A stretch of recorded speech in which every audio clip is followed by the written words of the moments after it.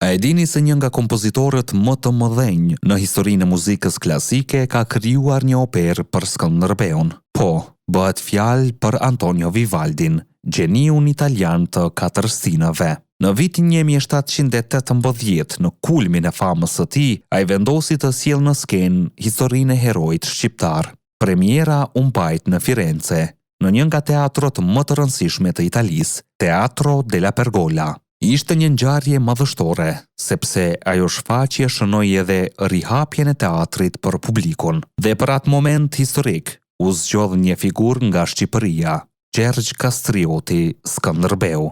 Historia e operës zhvillohet gjatë rrethimit të Krujës në vitin 1450. Ajo flet për ngjarje të trilluara që u kanë ndodhur njerëzve të vërtet. Qyteti është i rrethuar nga ushtria osmane, ndërsa tensioni rritet çdo moment. Në mes të kësaj drame ndodh diçka që e trondit Skënderbeun. Donika, gruaja e tij, bie rob në duart e armikut. Sipas rrëfimit të operës, Skënderbeu ndërmerr një veprim të guximshëm dhe të pazakont. Ai rrëmben vajzën e Sultan Muratit, duke menduar se një këmbim robërish mund të sjellë paqe dhe ta shpëtojë Donikën. Por historia nuk mbaron aty.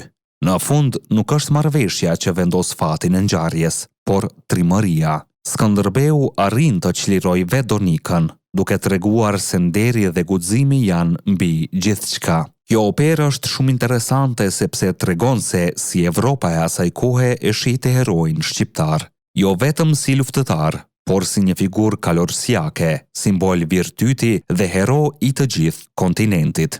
Imagjinoni këtë. Ishin kaluar afro 300 vjet nga vdekja e Skënderbeut dhe megjithatë emri i tij vazhdonte të frymëzonte kompozitorët më të mëdhenj të Evropës.